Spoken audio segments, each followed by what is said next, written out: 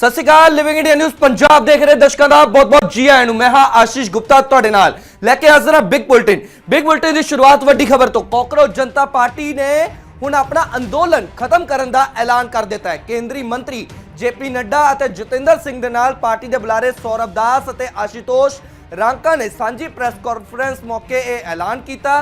सौरभ दास ने कहा कि जंतर मंतर उत्ते मौजूद सारे प्रदर्शनकारी हुण अपने अपने घर वापस चले जान। आशुतोष रांका ने भी कहा कि पिछले कुछ दिनों सरकार नाल 3 बार गलबात हुई, साडियां तीनों मंगां मान लिया गई ने। इन्हां च धर्मेंद्र प्रधान का अस्तीफा भी शामिल है और प्रदर्शनकारियों खिलाफ दर्ज सारे मामले वापस लेना और नीट पेपर लीक तो प्रभावित विद्यार्थियों को 1 करोड़ रुपए का मुआवजा देना शामिल है इन्हां मंगां च। हुण सीधा तौर पर कहा जा सकता कि जो विद्यार्थी कहते नजर आए कि लोकतंत्र की जित हुई है। केंद्र और सीजेपी यानी कि काकरोच जनता पार्टी विचाले करीब 1.5 घंटा मीटिंग चली है। मीटिंग तो बाद एक सांझी प्रेस कॉन्फ्रेंस की गई जिस सीजेपी के लीडर साफ तौर पर कहते नजर आए कि हुण असीं अपना प्रदर्शन खत्म करने का ऐलान करते हैं क्योंकि केंद्र सरकार ने साडियां तीनों मंगां मान लिया ने।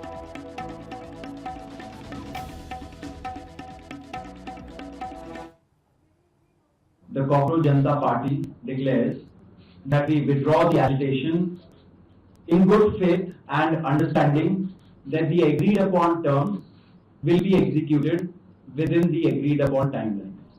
मित्रों, ये आज हमारे सौरभ दास और रंका जी के साथ तीसरी मुलाकात है और आज भी लंबी बातचीत हुई।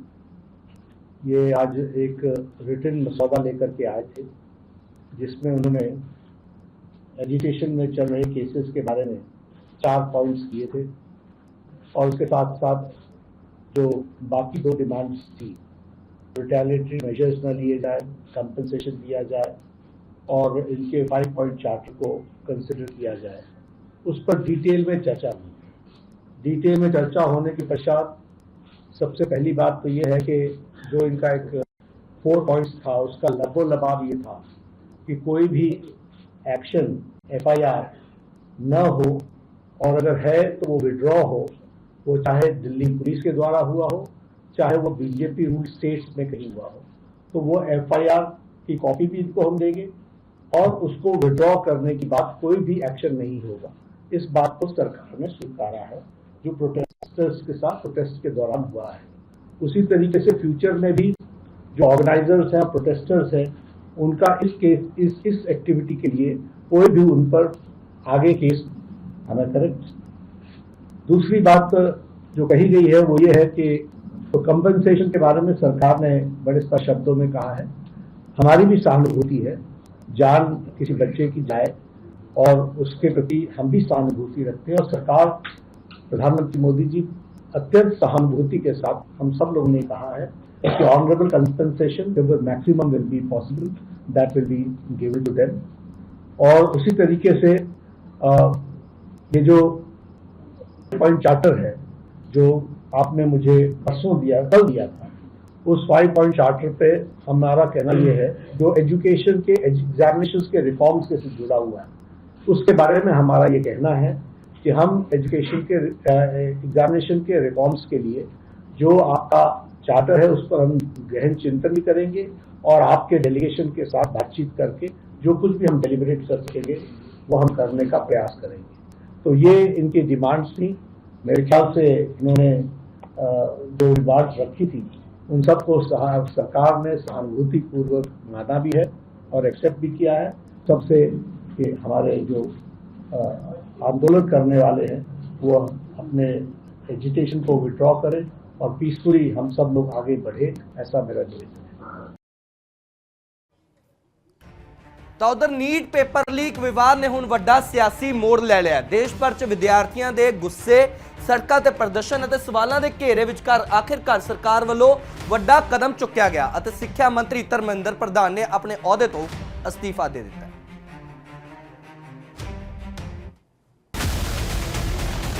हुण सिक्ख्या मंत्री नहीं प्रधान, कदों रुकेगा घमसान? जंतर मंतर ते जशन, खत्म हुई सियासी टेंशन। प्रधान दा अस्तीफा सियासी खड़का। अस्तीफा जशन ए परमार की मुक्केगी सियासी तकरार।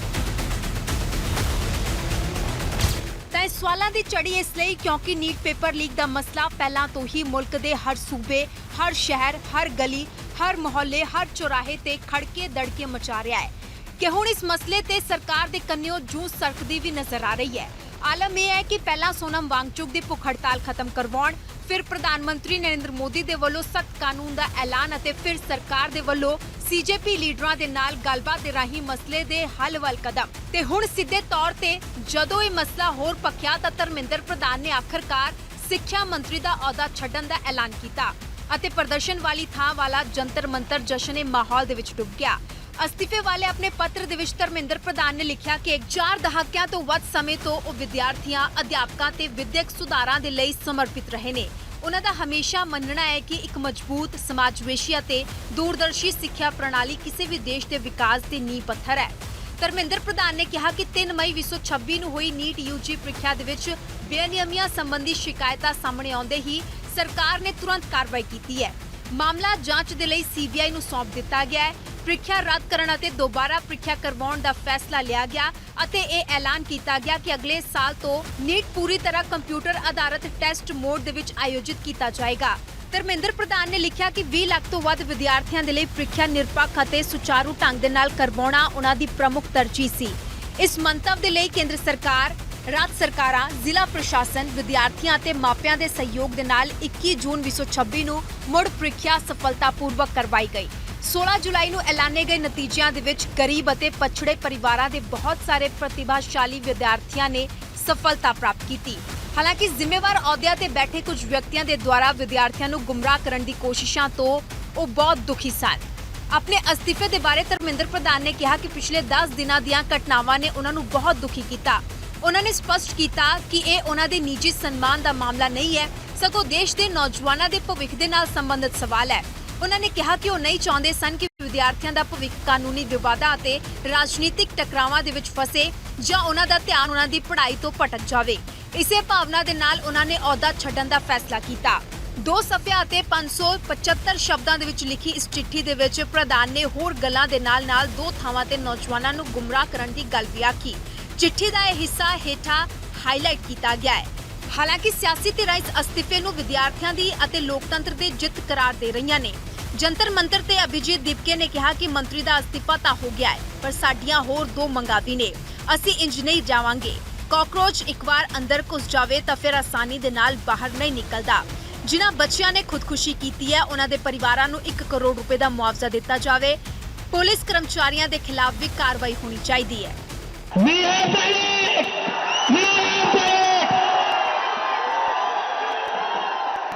धर्मेंद्र प्रधान ने रिजाइन कर दिया है।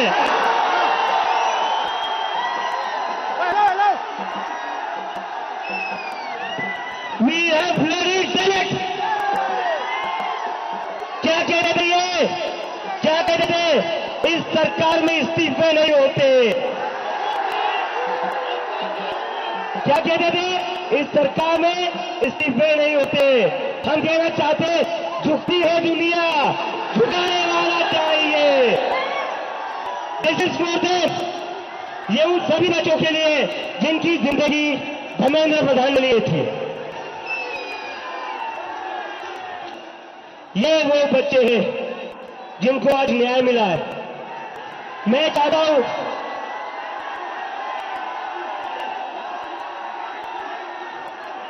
मैं चाहता हूं 2 मिनट का साइलेंस, 2 मिनट का साइलेंस, 2 मिनट का साइलेंस इन बच्चों के लिए। देखिए, धर्मेंद्र प्रधान का इस्तीफा तो हो गया है,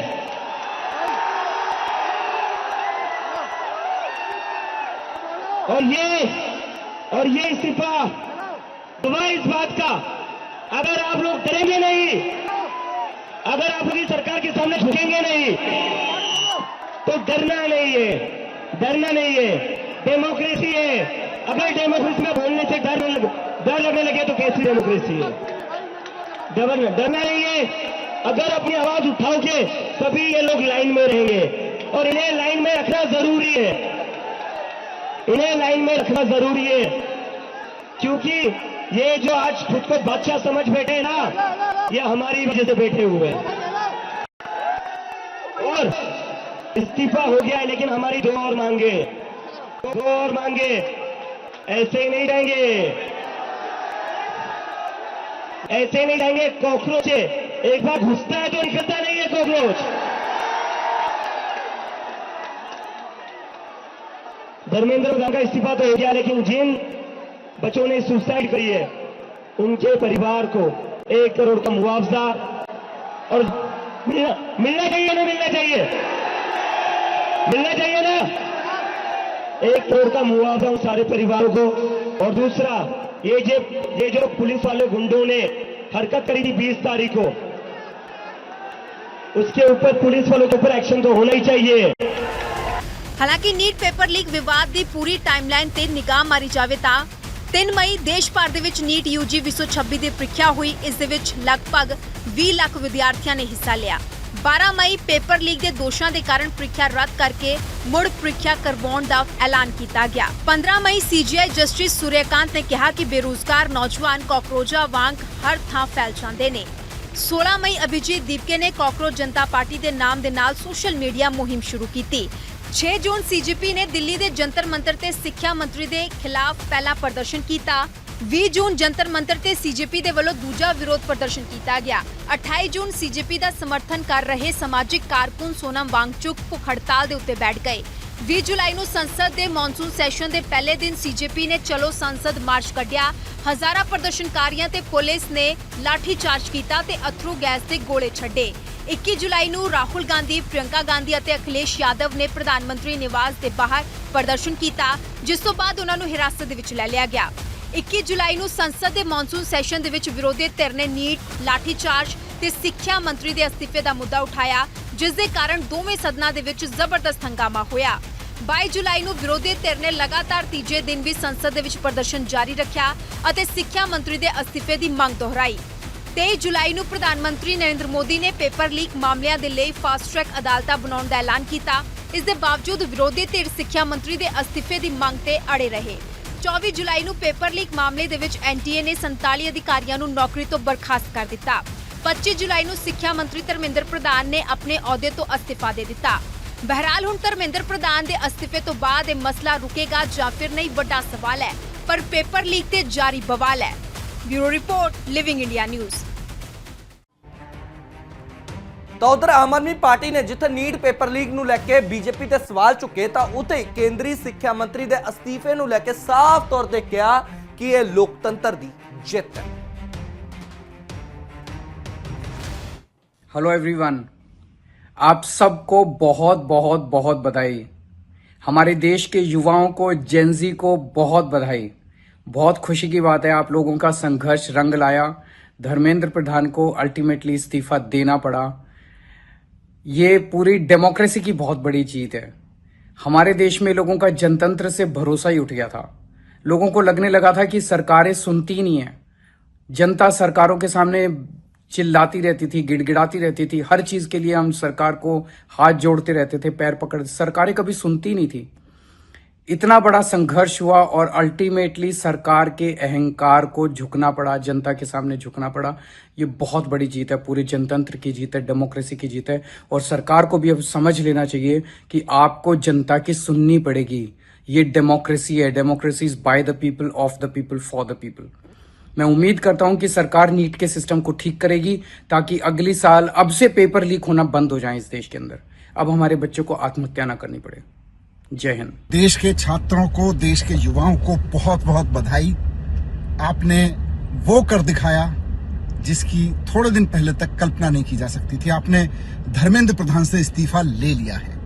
देश के युवाओं ने, देश के छात्रों ने नरेंद्र मोदी के अहंकार को तोड़ दिया है। वो नरेंद्र मोदी जो 4 दिन पहले तक दिल्ली पुलिस के दम पर, दिल्ली पुलिस की लाठी के दम पर इन युवाओं के सर फोड़ रहे थे, छात्रों के पैर तोड़ रहे थे, उनके साथ बदतमीजी कर रहे थे, उनको पशुओं की तरह क्रूरता से मार रहे थे, उन नरेंद्र मोदी को अपने शिक्षा मंत्री से, भ्रष्ट शिक्षा मंत्री से इस्तीफा लेना पड़ा है। ये आपकी बहुत बड़ी जीत है। सभी छात्रों को, सभी आंदोलनकारियों को बहुत बहुत बधाई। जिंदाबाद। ਹਾਲਾਂਕਿ ਕਾਂਗਰਸ ਨੇ ਵੀ ਬੀਜੇਪੀ ਨੂੰ ਇਸ ਮਾਮਲੇ 'ਚ ਘੇਰਨ ਨੂੰ ਕੋਈ ਕਸਰ ਨਹੀਂ ਛੱਡੀ ਅਤੇ ਸਿੱਧਾ ਤੌਰ ਤੇ ਦਲੀਲ ਇਹ ਰਹੀ ਕਿ ਨੀਟ ਪੇਪਰ ਲੀਕ ਬੀਜੇਪੀ ਦੀ ਵੱਡੀ ਨਾਕਾਮੀ ਸੀ, ਯਾਨੀ ਕਿ ਕੇਂਦਰੀ ਸਿੱਖਿਆ ਮੰਤਰਾਲੇ ਦੀ ਵੱਡੀ ਨਾਕਾਮੀ ਸੀ ਅਤੇ ਧਰਮਿੰਦਰ ਪ੍ਰਧਾਨ ਦਾ ਅਸਤੀਫਾ ਲੋਕਤੰਤਰ ਦੀ ਵੱਡੀ ਜਿੱਤ।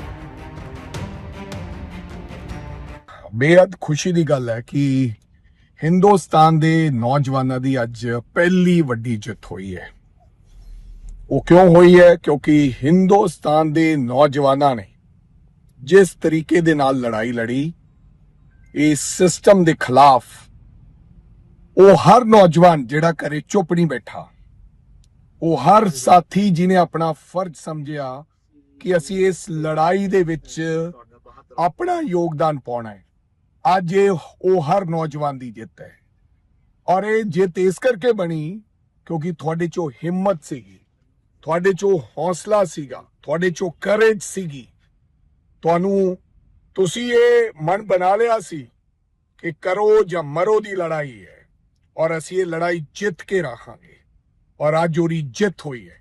झुकना पिया उस सरकार नूं जिहड़ी अज तक कदे नहीं झुकी। पहली वारी किसानां ने झुकाया, लेकिन दूसरी यारी अज हिंदुस्तान के नौजवानों की लड़ाई दे करके, जिन्हां ने अपनियां डांगा खादियां, जिन्हां ने लत्तां तोड़वाइयां, जिन्हां ने सिर पड़वाए और जिहड़े भुखे ते आए जंतर मंतर ते बैठे रहे ने, उन्हां दी लड़ाई है। आप नूं सब नूं मुबारकां, लेकिन ये लड़ाई इत्थे बस नहीं है। ये लोकतंत्र की जीत है, ये युवा शक्ति की जीत है, ये देश के संविधान की जीत है, ये बाबा साहब अम्बेडकर द्वारा दिए गए अधिकारों की जीत है और ये राहुल गांधी द्वारा किए गए प्रयासों की जीत है।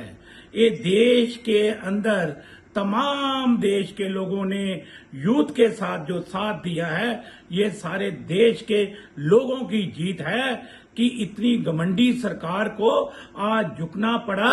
ये देश का लोकतंत्र जब तक जिंदा रहेगा, देश का संविधान जब तक जिंदा रहेगा, कोई भी ताकत किसी की जुबान को दबा नहीं सकती। मैं समझता हूं कि लोकतंत्र में अपनी आवाज, अपनी बात कहने का अधिकार है।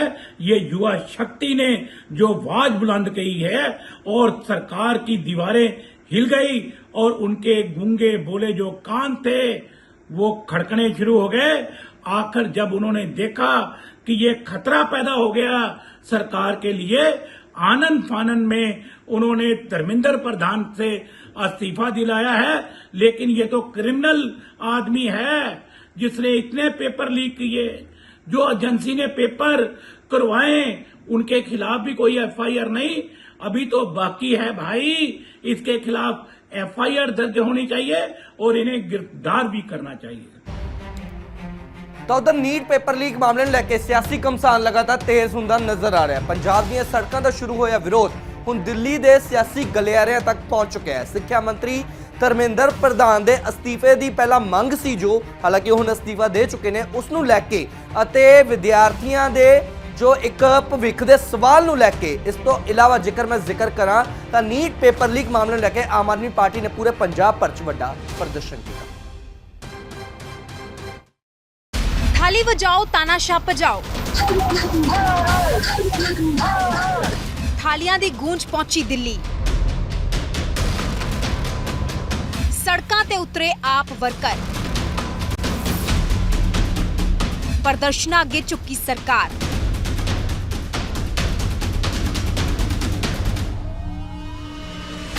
थालियां दी गूंज, हत्थां दे विच तख्तियां ते केंद्र सरकार दे खिलाफ गूंजदे नारे। ਇਹ ਰੋਜ਼ ਸਿਰਫ ਪੰਜਾਬ ਦੀਆਂ ਸੜਕਾਂ ਤੱਕ ਹੀ ਸੀਮਿਤ ਨਹੀਂ ਰਿਹਾ, ਸਗੋਂ ਇਸ ਦੀ ਗੂੰਜ ਦਿੱਲੀ ਦੇ ਸਿਆਸੀ ਗਲਿਆਰਿਆਂ ਤੱਕ ਵੀ ਪਹੁੰਚੀ ਹੈ। ਪੇਪਰ ਲੀਕ ਮਾਮਲੇ ਤੇ ਵਾਧੇ ਦਬਾਅ ਦਰਮਿਆਨ ਕੇਂਦਰੀ ਸਿੱਖਿਆ ਮੰਤਰੀ ਧਰਮਿੰਦਰ ਪ੍ਰਧਾਨ ਨੇ ਅਸਤੀਫਾ ਦੇ ਦਿੱਤਾ। ਇਸ ਤੋਂ ਪਹਿਲਾਂ ਆਮ ਆਦਮੀ ਪਾਰਟੀ ਨੇ ਥਾਲੀ ਵਜਾਓ ਤਾਨਾਸ਼ਾਹ ਭਜਾਓ ਮੁਹਿੰਮ ਦੇ ਤਹਿਤ ਪੰਜਾਬ ਭਰ ਦੇ ਵਿੱਚ ਮੋਰਚਾ ਖੋਲ੍ਹ ਦਿੱਤਾ ਸੀ ਅਤੇ ਕੇਂਦਰ ਸਰਕਾਰ ਦੀ ਸਿੱਖਿਆ ਨੀਤੀ ਤੇ ਪੇਪਰ ਲੀਕ ਮਾਮਲੇ ਦੇ ਖਿਲਾਫ ਜ਼ੋਰਦਾਰ ਪ੍ਰਦਰਸ਼ਨ ਕੀਤਾ। ਆਮ ਆਦਮੀ ਪਾਰਟੀ ਨੇ ਲਗਾਤਾਰ ਇਲਜ਼ਾਮ ਲਗਾਏ ਕਿ ਲਗਾਤਾਰ ਹੋ ਰਹੇ ਪੇਪਰ ਲੀਕਾਂ ਨੇ ਲੱਖਾਂ ਵਿਦਿਆਰਥੀਆਂ ਦੇ ਸੁਪਨਿਆਂ ਨੂੰ ਝਟਕਾ ਦਿੱਤਾ ਹੈ, ਪਰ ਕੇਂਦਰ ਸਰਕਾਰ ਇਸ ਮਾਮਲੇ ਨੂੰ ਗੰਭੀਰਤਾ ਦੇ ਨਾਲ ਨਹੀਂ ਲੈ ਰਹੀ ਹੈ। ਪੰਜਾਬ ਦੇ ਵੱਖ-ਵੱਖ ਜ਼ਿਲ੍ਹਿਆਂ ਦੇ ਵਿੱਚ ਆਮ ਆਦਮੀ ਪਾਰਟੀ ਨੇ ਥਾਲੀ ਵਜਾਓ ਤਾਨਾਸ਼ਾਹ ਭਜਾਓ ਮੁਹਿੰਮ ਦੇ ਤਹਿਤ ਵੱਡਾ ਪ੍ਰਦਰਸ਼ਨ ਕੀਤਾ।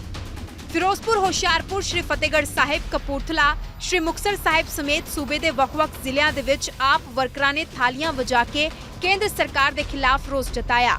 ਉਹਨਾਂ ਨੇ ਕਿਹਾ ਕਿ ਥਾਲੀਆਂ ਦੀ ਆਵਾਜ਼ ਪ੍ਰਧਾਨ ਮੰਤਰੀ ਤੱਕ ਪਹੁੰਚਾਉਣ ਦੇ ਲਈ ਇਹ ਪ੍ਰਦਰਸ਼ਨ ਕੀਤਾ ਗਿਆ ਹੈ ਤਾਂ ਜੋ ਨੌਜਵਾਨਾਂ ਦੇ ਭਵਿੱਖ ਦੇ ਨਾਲ ਹੋ ਰਹੇ ਖਿਲਵਾੜ ਨੂੰ ਰੋਕਿਆ ਜਾ ਸਕੇ। ਆਪ ਆਗੂਆਂ ਨੇ ਇਹ ਵੀ ਕਿਹਾ ਕਿ ਪਾਰਟੀ ਵਿਦਿਆਰਥੀਆਂ ਦੇ ਹੱਕ ਦੇ ਵਿੱਚ ਡਟ ਕੇ ਖੜੀ ਹੈ ਅਤੇ ਪੇਪਰ ਲੀਕ ਮਾਮਲੇ ਵਿੱਚ ਜ਼ਿੰਮੇਵਾਰ ਲੋਕਾਂ ਦੇ ਖਿਲਾਫ ਸਖਤ ਕਾਰਵਾਈ ਹੋਣੀ ਚਾਹੀਦੀ ਹੈ।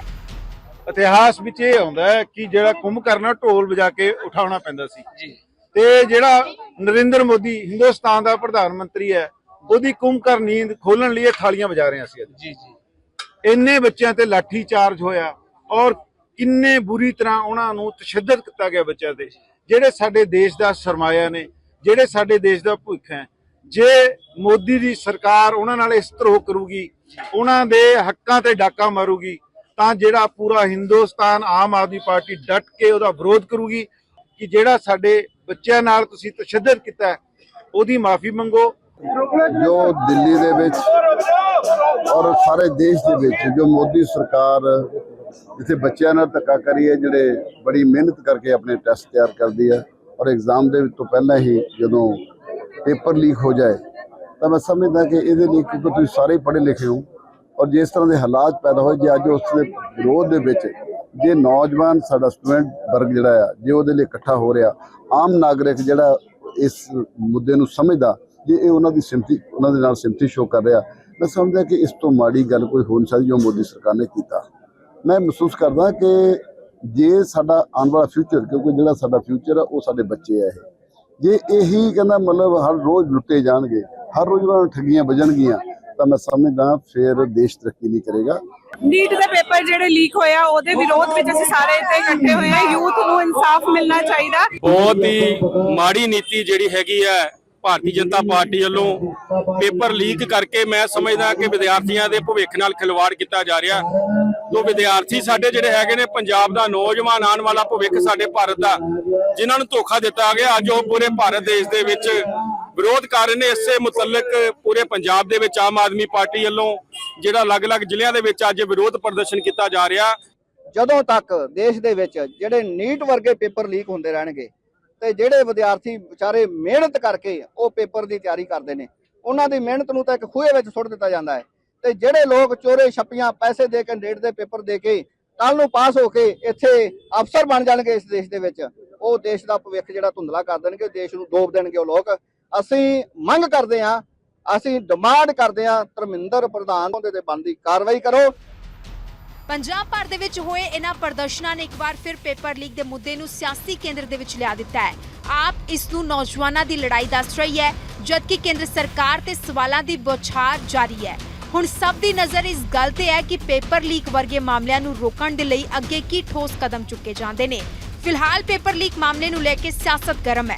ਸਿੱਖਿਆ ਮੰਤਰੀ ਧਰਮਿੰਦਰ ਪ੍ਰਧਾਨ ਨੇ ਅਸਤੀਫਾ ਦੇ ਦਿੱਤਾ ਹੈ, ਪਰ ਹੋਰ ਮੰਗਾਂ ਹਾਲੇ ਵੀ ਬਾਕੀ ਨੇ। ਇੱਕ ਪਾਸੇ ਵਿਰੋਧੀ ਧਿਰ ਕੇਂਦਰ ਸਰਕਾਰ ਨੂੰ ਘੇਰ ਰਹੀ ਹੈ, ਜਦਕਿ ਦੂਜੇ ਪਾਸੇ ਨੌਜਵਾਨਾਂ ਦੇ ਭਵਿੱਖ ਨੂੰ ਲੈ ਕੇ ਸਵਾਲ ਲਗਾਤਾਰ ਉੱਠ ਰਹੇ ਨੇ। ਹੁਣ ਵੇਖਣਾ ਇਹ ਹੋਵੇਗਾ ਕਿ ਇਸ ਮਾਮਲੇ ਤੇ ਕੇਂਦਰ ਸਰਕਾਰ ਅੱਗੇ ਕੀ ਕਦਮ ਚੁੱਕਦੀ ਹੈ। Bureau report, living India news. ਤਾਂ ਹੁਣ ਗੱਲ ਹੋਵੇਗੀ ਗੈਂਗਸਟਰ ਖਿਲਾਫ ਐਕਸ਼ਨ ਦੀ। ਜੀ ਹਾਂ, ਵਿਦੇਸ਼ ਤੋਂ ਲੁੱਕ ਕੇ ਪੰਜਾਬ ਪੁਲਿਸ ਤੋਂ ਬਚ ਰਿਹਾ ਵਾਂਟਡ ਗੈਂਗਸਟਰ ਜੋਬਨ ਬਿੱਲਾ ਆਖਿਰਕਾਰ ਕਾਨੂੰਨ ਦੇ ਸ਼ਿਕੰਜੇ 'ਚ ਆ ਗਿਆ ਹੈ। ਇੰਡੋਨੇਸ਼ੀਆ ਤੋਂ ਗ੍ਰਿਫਤਾਰ ਕੀਤੇ ਗਏ ਜੋਬਨ ਬਿੱਲਾ ਨੂੰ ਪੰਜਾਬ ਪੁਲਿਸ ਦੀ AGTF यानी कि anti gangster task force team ने भारत लेके आई है। इस कार्रवाई ਨੂੰ पंजाब पुलिस के ऑपरेशन नोमैड हंट तहत अंजाम दिता गया।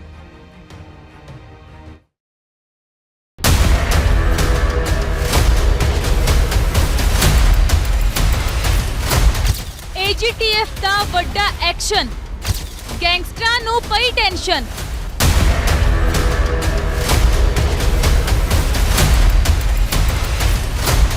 ਭਗੌੜਿਆਂ ਦੇ ਲਈ ਵਾਰਨਿੰਗ, ਕਿਤੇ ਵੀ ਹੋਣ ਬਖਸ਼ਿਆ ਨਹੀਂ ਜਾਵੇਗਾ।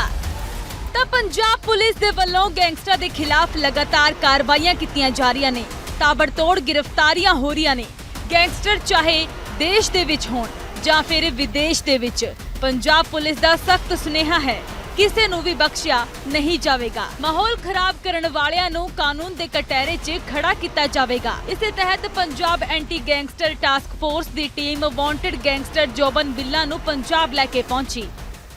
ਗੈਂਗਸਟਰ ਜੋਬਨ ਬਿੱਲਾ ਨੂੰ ਇੰਡੋਨੇਸ਼ੀਆ ਤੋਂ ਗ੍ਰਿਫਤਾਰ ਕੀਤਾ ਗਿਆ। AGTF ਦੀ ਟੀਮ ਪੰਜਾਬ ਲੈ ਕੇ ਪਹੁੰਚੀ। ਕਤਲ ਦੇ ਕਈ ਮਾਮਲਿਆਂ ਦੇ ਵਿੱਚ ਜੋਬਨ ਬਿੱਲਾ ਲੋੜਿੰਦਾ ਸੀ। ਕਤਲ ਦੀ ਕੋਸ਼ਿਸ਼ ਦੇ ਮਾਮਲੇ ਦੇ ਵਿੱਚ ਵੀ ਨਾਮਜ਼ਦ ਸੀ। NDPS ਐਕਟ ਦੇ ਤਹਿਤ ਗੰਭੀਰ ਅਪਰਾਧਾਂ 'ਚ ਮੁਲਜ਼ਮ ਹੈ। ਅਸਲਾ ਐਕਟ ਦੇ ਤਹਿਤ ਵੀ ਕਈ ਕੇਸ ਦਰਜ ਨੇ। ਲੰਬੇ ਸਮੇਂ ਤੱਕ ਵੱਖ-ਵੱਖ ਦੇਸ਼ਾਂ 'ਚ ਲੁਕ ਕੇ ਗ੍ਰਿਫਤਾਰੀ ਤੋਂ ਬਚਦਾ ਰਿਹਾ। ਪੰਜਾਬ ਦੇ ਵਿੱਚ ਕਤਲ ਦੇ 4 ਮਾਮਲਿਆਂ 'ਚ ਵਾਂਟਡ ਸੀ। ਇਸੇ ਤਹਿਤ ਪੰਜਾਬ ਪੁਲਿਸ ਨੇ ਅੰਤਰਰਾਸ਼ਟਰੀ ਏਜੰਸੀਆਂ ਦੇ ਨਾਲ ਪ੍ਰਭਾਵਸ਼ਾਲੀ ਤਾਲਮੇਲ ਸਥਾਪਿਤ ਕੀਤਾ। ਪੰਜਾਬ ਪੁਲਿਸ ਦੇ ਆਪਰੇਸ਼ਨ ਨੈਮੋਡ ਹੰਟ ਤਹਿਤ ਵੱਡੀ ਕਾਰਵਾਈ ਕੀਤੀ ਗਈ। ਲਗਭਗ 6 ਮਹੀਨੇ ਤੱਕ ਵਿਸ਼ੇਸ਼ ਆਪਰੇਸ਼ਨ ਚਲਾਇਆ ਗਿਆ। ਨਿਰੰਤਰ ਨਿਗਰਾਨੀ ਤੇ ਰਣਨੀਤਿਕ ਖੂਫੀਆ ਜਾਣਕਾਰੀ ਇਕੱਠੀ ਕੀਤੀ ਗਈ। ਰਾਸ਼ਟਰੀ ਤੇ ਅੰਤਰਰਾਸ਼ਟਰੀ ਏਜੰਸੀਆਂ ਦੇ ਸਹਿਯੋਗ ਦੇ ਨਾਲ ਕਾਰਵਾਈ ਹੋਈ। ਦੋਸ਼ੀਆਂ ਨੂੰ ਗ੍ਰਿਫਤਾਰ ਕਰਕੇ ਸਫਲਤਾਪੂਰਵਕ ਭਾਰਤ ਲਿਆਂਦਾ ਗਿਆ। ਪੰਜਾਬ ਪੁਲਿਸ ਅਤੇ AGTF ਨੂੰ ਵੱਡੀ ਕਾਮਯਾਬੀ ਮਿਲੀ ਹੈ। DGP ਪੰਜਾਬ ਦੇ ਵੱਲੋਂ ਐਕਸ ਤੇ ਪੋਸਟ ਕਰਕੇ ਜਾਣਕਾਰੀ ਦਿੱਤੀ ਗਈ ਹੈ ਕਿ ਖੂਨਖਾਰ ਗੈਂਗਸਟਰ ਜਿਸ ਨੂੰ ਪਿਛਲੇ 6 ਮਹੀਨਿਆਂ ਤੋਂ ਆਪਰੇਸ਼ਨ ਚਲਾ ਕੇ ਪੁਲਿਸ ਲੱਭ ਰਹੀ ਸੀ, ਉਸ ਨੂੰ ਇੰਡੋਨੇਸ਼ੀਆ ਤੋਂ ਰਿਪੋਰਟ ਕਰਕੇ ਜੋਬਨਜੀਤ ਨੂੰ ਪੰਜਾਬ ਲਿਆਂਦਾ ਗਿਆ ਹੈ। ਜੋਬਨਜੀਤ ਦੱਲਾ ਨੂੰ ਜਿਹੜਾ ਹੈ ਉਹ ਪੰਜਾਬ ਲਿਆਂਦਾ ਗਿਆ ਹੈ ਤਾਂ ਸਿੱਧੇ ਤੌਰ ਤੇ ਉੱਤੇ ਇਹ ਕਾਰਵਾਈ ਜਿਹੜੀ ਉਹ AGTF ਦੇ ਵੱਲੋਂ ਕੀਤੀ ਗਈ ਹੈ। ਇੰਡੋਨੇਸ਼ੀਆ ਦੇ ਜਿਹੜਾ ਉਸ ਨੂੰ ਰਿਪੋਰਟ ਕੀਤਾ ਗਿਆ ਹੈ। ਦੱਸ ਸਹੀ ਹੈ ਕਿ ਜੋਬਨਜੀਤ ਜਿਹੜਾ ਹੈ ਉਸ ਦੇ ਉੱਤੇ 3-4 ਕਤਲ, ਨਸ਼ਾ ਤਸਕਰੀ ਅਤੇ ਹੋਰ ਮਾਮਲੇ ਜਿਹੜੇ ਨੇ ਉਹ ਦਰਜ ਨੇ, ਜਿਸ ਦੇ ਚੱਲਦੇ ਇਹ ਵੱਡੀ ਕਾਰਵਾਈ ਜਿਹੜੀ ਉਹ ਜੋਬਨਜੀਤ ਦੇ ਉੱਤੇ ਕੀਤੀ ਗਈ, ਜਿਸ ਦੇ ਚੱਲਦੇ ਕਿਤੇ ਨਾ ਕਿਤੇ ਵੱਖ-ਵੱਖ ਜਗ੍ਹਾ ਦੇ ਉੱਤੇ ਪੁਲਿਸ ਦੇ ਵੱਲੋਂ ਪਹਿਲਾਂ ਵੀ ਆਪਰੇਸ਼ਨ ਚਲਾਇਆ ਗਿਆ। ਪਿਛਲੇ 6 ਮਹੀਨਿਆਂ ਤੋਂ ਲਗਾਤਾਰ ਪੁਲਿਸ ਇਸ ਦੇ ਪਿੱਛੇ ਲੱਗੀ ਹੋਈ ਸੀ ਤੇ ਹੁਣ ਅਸੀਂ ਗ੍ਰਿਫਤਾਰੀ ਹੋ ਚੁੱਕੀ ਹੈ ਤੇ AGTF ਨੂੰ ਵੱਡੀ ਕਾਮਯਾਬੀ ਮਿਲੀ ਹੈ। ਵਿਦੇਸ਼ ਦੇ ਵਿੱਚ ਲੁਕੇ ਅਪਰਾਧੀਆਂ ਦੇ ਖਿਲਾਫ ਪੰਜਾਬ ਪੁਲਿਸ ਦੀ ਇਹ ਕਾਰਵਾਈ ਸਪਸ਼ਟ ਸੰਦੇਸ਼ ਹੈ ਕਿ ਕਾਨੂੰਨ ਤੋਂ ਭੱਜਣਾ ਹੁਣ ਆਸਾਨ ਨਹੀਂ। ਆਪਰੇਸ਼ਨ ਨੈਮੋਡ ਹੰਟ ਤਹਿਤ ਅਜਿਹੀਆਂ ਕਾਰਵਾਈਆਂ ਅੱਗੇ ਵੀ ਜਾਰੀ ਰਹਿਣਗੀਆਂ। Bureau report, living India news. ਤਾਂ ਉਧਰ ਵਿਦੇਸ਼ ਜਾਣ ਦੀ ਚਾਹਤ ਰੱਖਣ ਵਾਲੇ ਨੌਜਵਾਨਾਂ ਲਈ ਇਹ ਖਬਰ ਸਾਵਧਾਨ ਕਰਨ ਵਾਲੀ ਹੈ, ਕਿਉਂਕਿ ਫਰਜ਼ੀ ਟਰੈਵਲ ਏਜੰਟਾਂ ਦਾ ਨੈਟਵਰਕ ਕਿੰਨਾ ਵੱਡਾ ਹੈ ਇਸ ਦਾ ਖੁਲਾਸਾ ਸੰਸਦ 'ਚ ਪੇਸ਼ ਕੀਤੇ ਗਏ ਅੰਕੜਿਆਂ ਨੇ ਕੀਤਾ ਹੈ। ਵਿਦੇਸ਼ ਜਾਣ ਦੇ ਨਾਂ ਉੱਤੇ ਨਕਲੀ ਵੀਜ਼ੇ, ਝੂਠੇ ਵਾਅਦੇ ਅਤੇ ਲੱਖਾਂ ਰੁਪਏ ਦੀ ਠੱਗੀ ਕਰਨ ਵਾਲੇ ਗੈਰ ਅਧਿਕਾਰਤ ਏਜੰਟਾਂ ਖਿਲਾਫ ਸਭ ਤੋਂ ਵੱਧ ਸ਼ਿਕਾਇਤਾਂ ਪੰਜਾਬ ਤੋਂ ਆਈਆਂ ਨੇ।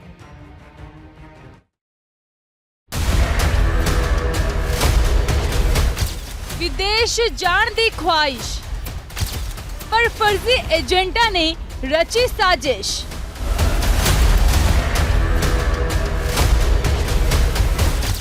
पंजाब दे विच विछिया जाल, संसद दे विच खुलिया वड्डा राज।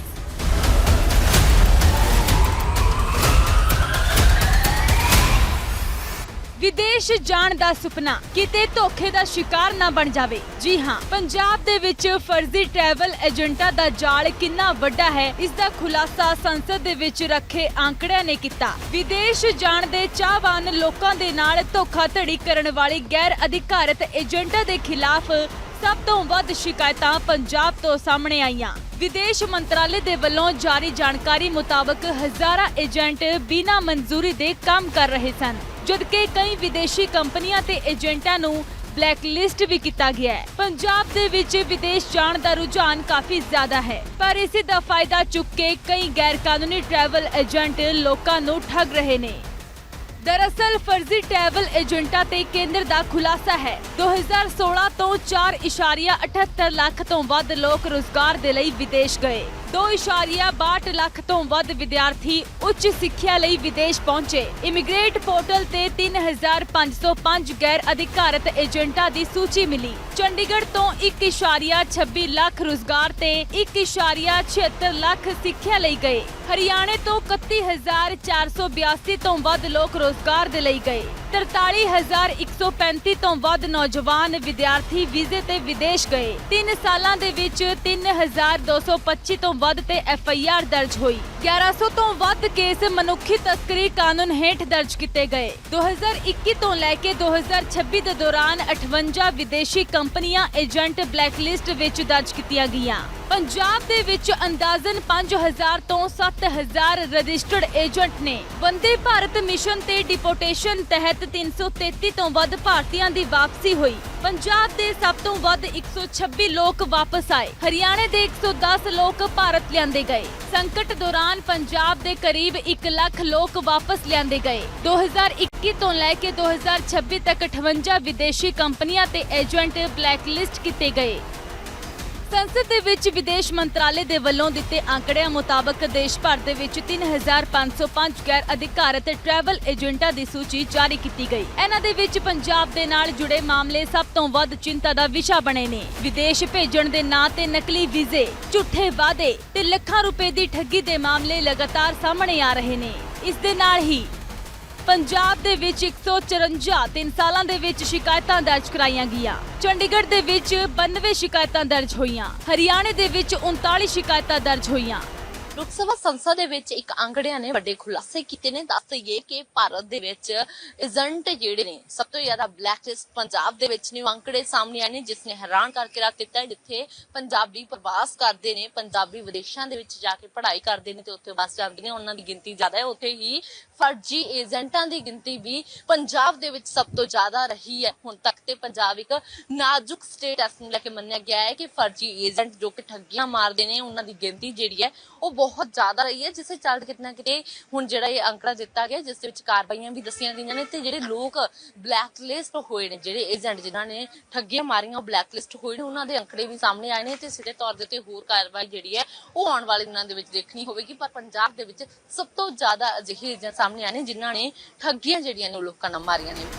ਵਿਦੇਸ਼ ਜਾਣ ਦੇ ਚੱਕਰ ਦੇ ਵਿੱਚ ਕਈ ਨੌਜਵਾਨ ਆਪਣੀ ਜ਼ਿੰਦਗੀ ਭਰ ਦੀ ਕਮਾਈ ਗਵਾ ਬੈਠਦੇ ਨੇ। ਕਈ ਮਾਮਲਿਆਂ 'ਚ ਲੋਕਾਂ ਨੂੰ ਵਿਦੇਸ਼ ਭੇਜਣ ਦਾ ਝਾਂਸਾ ਦੇ ਕੇ ਗਲਤ ਦਸਤਾਵੇਜ਼ ਤਿਆਰ ਕੀਤੇ ਜਾਂਦੇ ਨੇ ਤੇ ਬਾਅਦ ਦੇ ਵਿੱਚ ਉਹਨਾਂ ਨੂੰ ਮੁਸ਼ਕਲਾਂ ਦਾ ਸਾਹਮਣਾ ਕਰਨਾ ਪੈਂਦਾ ਹੈ। ਦੂਜੇ ਪਾਸੇ ਗਲਤ ਤਰੀਕਿਆਂ ਦੇ ਨਾਲ ਵਿਦੇਸ਼ ਪਹੁੰਚਣ ਵਾਲੇ ਭਾਰਤੀਆਂ ਦੀ ਵਾਪਸੀ ਵੀ ਇੱਕ ਵੱਡੀ ਚੁਣੌਤੀ ਬਣੀ ਹੋਈ ਹੈ। ਵਿਦੇਸ਼ ਜਾਣ ਦਾ ਸੁਪਨਾ ਪੂਰਾ ਕਰਨ ਤੋਂ ਪਹਿਲਾਂ ਸਾਵਧਾਨੀ ਬੇहद ਜ਼ਰੂਰੀ ਹੈ। ਸਿਰਫ ਮਨਜ਼ੂਰਸ਼ੁਦਾ ਏਜੰਟਾਂ ਦੇ ਰਾਹੀਂ ਹੀ ਪ੍ਰਕਿਰਿਆ ਪੂਰੀ ਕਰੋ, ਨਹੀਂ ਤਾਂ ਸੁਪਨਿਆਂ ਦੀ ਉਡਾਨ ਠੱਗੀ ਦੇ ਜਾਲ ਦੇ ਵਿੱਚ ਫਸ ਸਕਦੀ ਹੈ। Bureau report, living India news.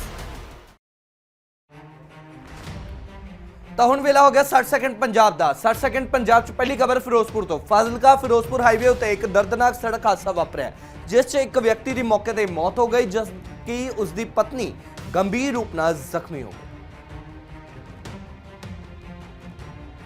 Fazilka Firozpur highway ਤੇ ਵਾਪਰੇ ਇਸ ਹਾਦਸੇ ਦੇ ਵਿੱਚ ਪਤੀ ਪਤਨੀ ਬਾਈਕ ਤੇ ਸਵਾਰ ਹੋ ਕੇ ਦਵਾਈ ਲੈ ਕੇ ਆਪਣੇ ਪਿੰਡ ਪਰਤ ਰਹੇ ਸਨ। ਇਸੇ ਦੌਰਾਨ ਰਸਤੇ ਦੇ ਵਿੱਚ ਪੰਜਾਬ ਰੋਡਵੇਜ਼ ਦੀ ਬੱਸ ਦੇ ਨਾਲ ਉਹਨਾਂ ਦੀ ਟੱਕਰ ਹੋ ਗਈ। ਹਾਦਸਾ ਇੰਨਾ ਭਿਆਨਕ ਸੀ ਕਿ ਮਹਿਲਾ ਸੜਕ ਤੇ ਡਿੱਗ ਗਈ ਜਦੋਂ ਕਿ ਉਸ ਦਾ ਪਤੀ ਬਾਈਕ ਸਮੇਤ ਬੱਸ ਦੇ ਨਾਲ ਘਸੀਟਿਆ ਗਿਆ ਅਤੇ ਉਸ ਦੀ ਮੌਕੇ ਤੇ ਹੀ ਮੌਤ ਹੋ ਗਈ। ਜ਼ਖਮੀ ਮਹਿਲਾ ਨੂੰ ਤੁਰੰਤ ਫਾਜ਼ਿਲਕਾ ਦੇ ਸਰਕਾਰੀ ਹਸਪਤਾਲ ਦੇ ਵਿੱਚ ਦਾਖਲ ਕਰਵਾਇਆ ਗਿਆ ਜਦੋਂ ਕਿ ਮ੍ਰਿਤਕ ਗੁਰਮੀਤ ਸਿੰਘ ਦੀ ਲਾਸ਼ ਨੂੰ ਪੋਸਟਮਾਰਟਮ ਦੇ ਲਈ ਮੋਰਚਰੀ ਦੇ ਵਿੱਚ ਰਖਵਾਇਆ ਗਿਆ।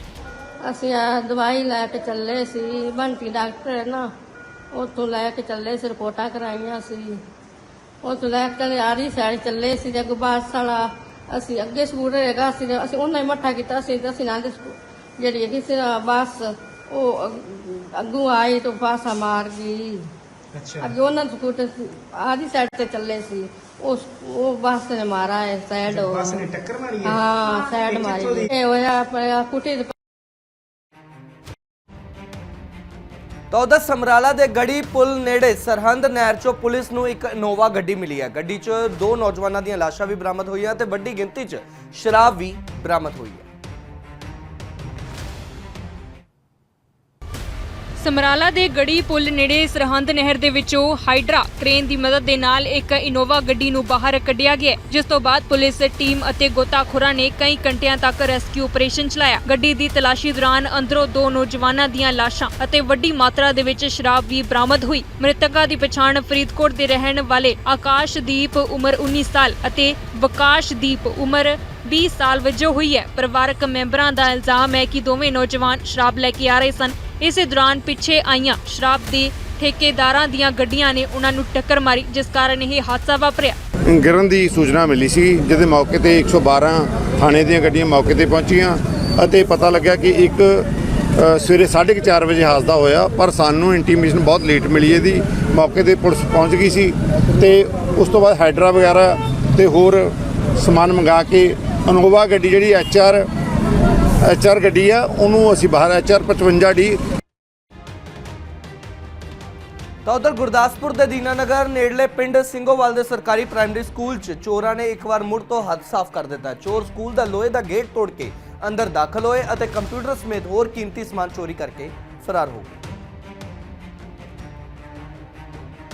ਦੀਨਾਨਗਰ ਦੇ ਪਿੰਡ ਸੇਗੋਵਾਲ ਦੇ ਵਿੱਚ ਸਥਿਤ ਸਰਕਾਰੀ ਪ੍ਰਾਇਮਰੀ ਸਕੂਲ ਦੇ ਵਿੱਚ ਦੇਰ ਰਾਤ ਚੋਰ ਲੋਹੇ ਦਾ ਦਰਵਾਜ਼ਾ ਤੋੜ ਕੇ ਅੰਦਰ ਦਾਖਲ ਹੋਏ। ਚੋਰ ਬੇਖੌਫ ਹੋ ਕੇ ਸਕੂਲ ਦੇ ਕਮਰਿਆਂ ਦੇ ਵਿੱਚੋਂ ਕੰਪਿਊਟਰ ਅਤੇ ਹੋਰ ਸਮਾਨ ਚੋਰੀ ਕਰਕੇ ਫਰਾਰ ਹੋ ਗਏ। ਸਵੇਰੇ ਜਦੋਂ ਸਕੂਲ ਸਟਾਫ ਪਹੁੰਚਿਆ ਤਾਂ ਚੋਰੀ ਦਾ ਪਤਾ ਲੱਗਿਆ, ਜਿਸ ਤੋਂ ਬਾਅਦ ਤੁਰੰਤ ਪੁਲਿਸ ਨੂੰ ਸੂਚਨਾ ਦਿੱਤੀ ਗਈ। ਸੂਚਨਾ ਮਿਲਦੇ ਹੀ ਪੁਲਿਸ ਟੀਮ ਮੌਕੇ ਤੇ ਪਹੁੰਚੀ ਅਤੇ ਘਟਨਾ ਸਥਾਨ ਦਾ ਜਾਇਜ਼ਾ ਲਿਆ। ਸਥਾਨਕ ਲੋਕਾਂ ਅਤੇ ਸਕੂਲ ਪ੍ਰਬੰਧਕਾਂ ਦਾ ਕਹਿਣਾ ਹੈ ਕਿ ਇਸ ਸਕੂਲ ਦੇ ਵਿੱਚ ਪਹਿਲਾਂ ਵੀ 2 ਵਾਰ ਚੋਰੀ ਹੋ ਚੁੱਕੀ ਹੈ, ਪਰ ਇਸ ਦੇ ਬਾਵਜੂਦ ਚੋਰੀਆਂ ਤੇ ਰੋਕ ਨਹੀਂ ਲੱਗ ਸਕੀ।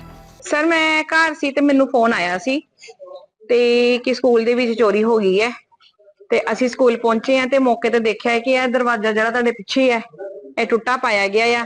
ਜਦੋਂ ਪੁਲਿਸ ਵਾਲੇ ਆਏ ਆ ਤੇ ਅੰਦਰ ਜਾ ਕੇ ਦੇਖਿਆ ਤੇ ਸਾਡੇ ਜਿਹੜੇ ਸਕੂਲ ਦੇ ਕੰਪਿਊਟਰ ਹੈ, ਜੋ ਇਲੈਕਟ੍ਰੋਨਿਕਸ ਦਾ ਸਮਾਨ ਹੈ, ਉਹ ਸਾਰਾ ਚੋਰੀ ਹੈ।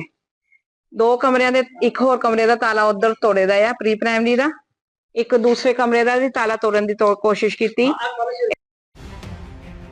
ਤਾਂ ਉਧਰ ਬਟਾਲਾ ਦੇ ਇੱਕ ਨਿੱਜੀ ਹਸਪਤਾਲ ਤੇ ਹੋਈ ਫਾਇਰਿੰਗ ਦੇ ਮਾਮਲੇ 'ਚ ਪੁਲਿਸ ਨੂੰ ਵੱਡੀ ਕਾਮਯਾਬੀ ਹਾਸਲ ਹੋਈ ਹੈ। ਪੁਲਿਸ ਨੇ ਮੁੱਖ ਸ਼ੂਟਰ ਸਮੇਤ 3 ਨੌਜਵਾਨਾਂ ਨੂੰ ਗ੍ਰਿਫਤਾਰ ਕੀਤਾ ਹੈ ਤੇ ਜਾਂਚ ਮੌਕੇ ਪੁਲਿਸ ਮੁੱਖ ਮੁਲਜ਼ਮ ਨੂੰ ਘਟਨਾ ਵਾਲੀ ਥਾਂ ਤੇ ਵੀ ਲੈ ਕੇ ਪਹੁੰਚੀ। 9 ਜੂਨ ਨੂੰ ਬਟਾਲਾ ਦੇ ਉਜਾਗਰ ਨਗਰ ਕਲੋਨੀ ਦੇ ਵਿੱਚ ਇੱਕ ਨਿੱਜੀ ਹਸਪਤਾਲ ਦੇ ਬਾਹਰ ਉਸ ਵੇਲੇ ਦਹਿਸ਼ਤ ਫੈਲ ਗਈ ਸੀ ਜਦੋਂ 2 ਮੋਟਰਸਾਈਕਲ ਸਵਾਰ ਹਮਲਾਵਰ ਹਸਪਤਾਲ ਦੇ ਗੇਟ ਤੇ ਅੰਨ੍ਹੇਵਾਹ ਗੋਲੀਆਂ ਚਲਾ ਕੇ ਫਰਾਰ ਹੋ ਗਏ। ਸ਼ੁਰੂਆਤੀ ਜਾਂਚ ਦੇ ਵਿੱਚ ਸਾਹਮਣੇ ਆਇਆ ਸੀ ਕਿ ਡਾਕਟਰ ਕੋਲੋਂ ਫਿਰੌਤੀ ਦੀ ਮੰਗ ਕੀਤੀ ਗਈ ਸੀ, ਜਿਸ ਤੋਂ ਬਾਅਦ ਪੁਲਿਸ ਨੇ ਮਾਮਲੇ ਦੀ ਜਾਂਚ ਸ਼ੁਰੂ ਕਰ ਦਿੱਤੀ। ਹੁਣ ਬਟਾਲਾ ਪੁਲਿਸ ਨੇ ਇਸ ਮਾਮਲੇ ਦੇ ਵਿੱਚ ਮੁੱਖ ਸ਼ੂਟਰ ਸਮੇਤ 3 ਮੁਲਜ਼ਮਾਂ ਨੂੰ ਗ੍ਰਿਫਤਾਰ ਕਰ ਲਿਆ ਹੈ। ਗ੍ਰਿਫਤਾਰ ਮੁਲਜ਼ਮ ਅਰਮਾਨ ਨੂੰ ਪੁਲਿਸ ਵੱਲੋਂ ਘਟਨਾ ਵਾਲੀ ਥਾਂ ਤੇ ਲੈ ਕੇ ਜਾਇਆ ਗਿਆ ਅਤੇ ਪੁੱਛਗਿੱਛ ਕੀਤੀ ਗਈ। ਪੁਲਿਸ ਦਾ ਕਹਿਣਾ ਹੈ ਕਿ ਮੁੱਖ ਸ਼ੂਟਰ ਨੇ ਵਿਦੇਸ਼ ਦੇ ਵਿੱਚ ਬੈਠੇ ਗੈਂਗਸਟਰਾਂ ਦੇ ਇਸ਼ਾਰੇ ਤੇ ਇਸ ਵਾਰਦਾਤ ਨੂੰ ਅੰਜਾਮ ਦਿੱਤਾ ਸੀ। ਇਹ ਜੀ 9 ਤਰੀਕ ਨੂੰ 9/6 ਨੂੰ ਡਾਕਟਰ ਦਾ ਕਿਊਜ਼ ਨੂੰ ਲੈ ਕੇ ਆਏ ਸੀ ਆਪਾਂ ਕੀ ਇਹਨੇ ਕੀਤਾ ਤਾਂ ਕੀ ਨਾਮ ਗੋਲੀ ਚਲਾਈ ਸੀ। ਦੋਸ਼ੀ ਦਾ ਨਾਮ ਅਰਮਾਨ ਹੈਗਾ ਜੀ, ਫਤਿਹ ਕਲੋਨੀ ਅੰਮ੍ਰਿਤਸਰ ਰਹਿਣ ਵਾਲਾ ਜੀ। ਇਹ 2 ਜਣੇ ਆਏ ਸੀ। ਕਾਰਨ ਫਰੋਤੀ ਨਹੀਂ ਸੀਗਾ ਕਿੰਨੀ। ਬਟਾਲਾ ਪੁਲਿਸ ਦਾ ਦਾਅਵਾ ਹੈ ਕਿ ਜਾਂਚ ਨੂੰ ਹੋਰ ਅੱਗੇ ਵਧਾ ਕੇ ਇਸ ਮਾਮਲੇ ਦੇ ਨਾਲ ਜੁੜੇ ਹਰ ਵਿਅਕਤੀ ਨੂੰ ਕਾਨੂੰਨ ਦੇ ਘੇਰੇ ਵਿੱਚ ਲਿਆਂਦਾ ਜਾਵੇਗਾ। ਤਾਂ ਉਧਰ ਲੁਧਿਆਣਾ ਦੇ BVM ਸਕੂਲ 'ਚ 15 ਸਾਲਾ ਵਿਦਿਆਰਥੀ ਉੱਤੇ ਬਲੇਡ ਨਾਲ ਹਮਲੇ ਦੇ ਮਾਮਲੇ 'ਚ ਨਵਾਂ ਮੋੜ ਸਾਹਮਣੇ ਆਇਆ ਹੈ, ਜਿੱਥੇ ਪਹਿਲਾਂ ਵਿਦਿਆਰਥੀ ਵੱਲੋਂ ਵਿਦਿਆਰਥਣ ਉੱਤੇ ਅਚਾਨਕ ਹਮਲਾ ਕਰਨ ਦੇ ਇਲਜ਼ਾਮ ਲਗਾਏ ਗਏ ਸਨ, ਤਾਂ ਉੱਥੇ ਹੁਣ ਕੁੜੀ ਵੱਲੋਂ ਵੀ ਆਪਣਾ ਪੱਖ ਰੱਖਿਆ ਗਿਆ। ਕੁੜੀ ਨੇ ਇਲਜ਼ਾਮ ਲਗਾਇਆ ਕਿ ਟਿਊਸ਼ਨ ਦੌਰਾਨ ਵਿਦਿਆਰਥੀ ਵੱਲੋਂ ਲਗਾਤਾਰ ਉਸ ਨੂੰ ਪਰੇਸ਼ਾਨ ਕੀਤਾ ਜਾਂਦਾ।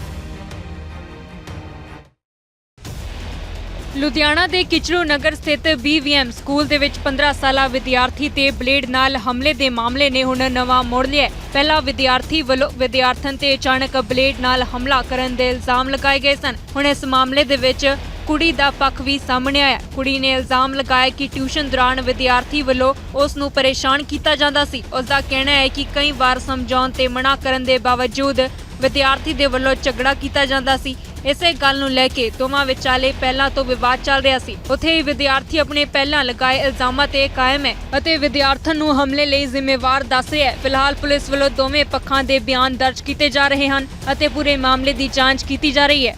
ਸਕੂਲ ਕੁਝ ਨਹੀਂ ਕਰ ਰਿਹਾ ਜੀ। ਸਕੂਲ ਨੂੰ ਅਸੀਂ ਸਪੈਸ਼ਲੀ ਜਾ ਕੇ ਅਗਲੇ ਦਿਨ ਸਾਰੀ ਗੱਲ ਦੱਸੀ ਹੈ ਜੀ। ਆਹ ਮੈਟਰ ਹੋਇਆ ਜੀ, ਬੱਚਿਆਂ ਦੀ ਲੜਾਈ ਹੋਈ ਕਿ ਸਾਡੇ ਬੱਚਿਆਂ ਦੀ ਸੇਫਟੀ ਕਿੱਥੇ ਹੈ। ਸਾਡਾ ਬੱਚਾ ਸਕੂਲ ਤੋਂ ਨਿਕਲਿਆ ਹੈਗਾ, ਉਹਦੇ ਨਾਲ ਇਨਸੀਡੈਂਟ ਹੋਇਆ, ਉਹ ਯੂਨੀਫਾਰਮ ਦੇ ਵਿੱਚ ਹੈ।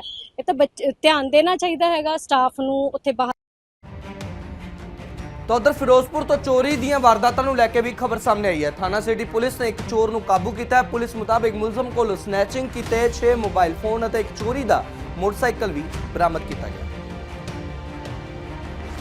ਫਿਰੋਜ਼ਪੁਰ ਥਾਣਾ ਸਿਟੀ ਪੁਲਿਸ ਨੇ ਚੋਰੀ ਅਤੇ ਸਨੈਚਿੰਗ ਦੀਆਂ ਵਾਰਦਾਤਾਂ ਨੂੰ ਅੰਜਾਮ ਦੇਣ ਵਾਲੇ ਇੱਕ ਮੁਲਜ਼ਮ ਨੂੰ ਕਾਬੂ ਕੀਤਾ ਹੈ। ਪੁਲਿਸ ਦਾ ਕਹਿਣਾ ਹੈ ਕਿ ਮੁਲਜ਼ਮ ਵੱਖ-ਵੱਖ ਥਾਵਾਂ ਤੇ ਮੋਬਾਈਲ ਸਨੈਚਿੰਗ ਦੀਆਂ ਵਾਰਦਾਤਾਂ ਨੂੰ ਅੰਜਾਮ ਦਿੰਦਾ ਸੀ। ਥਾਣਾ ਸਿਟੀ ਦੇ SHO ਨੇ ਜਾਣਕਾਰੀ ਦਿੰਦੇ ਹੋਏ ਦੱਸਿਆ ਕਿ ਪੁਲਿਸ ਨੂੰ ਗੁਪਤ ਸੂਚਨਾ ਮਿਲੀ ਸੀ, ਜਿਸ ਦੇ ਆਧਾਰ ਤੇ ਕਾਰਵਾਈ ਕਰਦੇ ਹੋਏ ਮੁਲਜ਼ਮ ਨੂੰ ਗ੍ਰਿਫਤਾਰ ਕੀਤਾ ਗਿਆ। ਪੁਲਿਸ ਨੇ ਮੁਲਜ਼ਮ ਦੇ ਕੋਲੋਂ 6 ਮੋਬਾਈਲ ਫੋਨ ਵੀ ਬਰਾਮਦ ਕੀਤੇ ਹਨ, ਜੋ ਵੱਖ-ਵੱਖ ਥਾਵਾਂ ਤੇ ਸਨੈਚ ਕੀਤੇ ਗਏ ਸਨ। ਇਸ ਤੋਂ ਇਲਾਵਾ ਪੁਲਿਸ ਨੇ ਇੱਕ ਚੋਰੀ ਦਾ ਮੋਟਰਸਾਈਕਲ ਵੀ ਬਰਾਮਦ ਕੀਤਾ ਹੈ। ਮਾਨਯੋਗ SSP ਸਾਹਿਬ ਜੀ ਦੀ ਡਾਇਰੈਕਸ਼ਨ, SPD ਸਾਹਿਬ ਤੇ DSP ਸਿਟੀ ਸਾਹਿਬ ਜੀ ਦੀ ਰਹਿਨਮਾਈ ਹੇਠ ਚੋਰਾਂ ਸਨੈਚਰਾਂ ਦੇ ਖਿਲਾਫ ਲਗਾਤਾਰ ਕਾਰਵਾਈ ਕਰਦੇ ਹੋਏ ਕੱਲ ਫਿਰ ਇੱਕ ਦੋਸ਼ੀ ਰਵੀ ਪੁੱਤਰ ਗੁਰਬਚਨ ਸਿੰਘ ਵਾਸੀ ਆਸਲ ਥਾਣਾ ਸਦਰ ਫਿਰੋਜ਼ਪੁਰ ਨੂੰ ਮੁਖਬਰੀ ਦੇ ਆਧਾਰ ਤੇ ਕਾਬੂ ਕਰਕੇ ਉਸ ਪਾਸੋਂ ਇੱਕ ਚੋਰੀ ਕੀਤਾ ਹੋਇਆ ਮੋਟਰਸਾਈਕਲ ਤੇ 6 ਮੋਬਾਈਲ ਵੱਖ-ਵੱਖ ਜਗ੍ਹਾ ਤੋਂ बहरहाल बिग बुलेटिन च अज दे लई इन्ना ही। मिलदे हो इजाजत, धन्नवाद।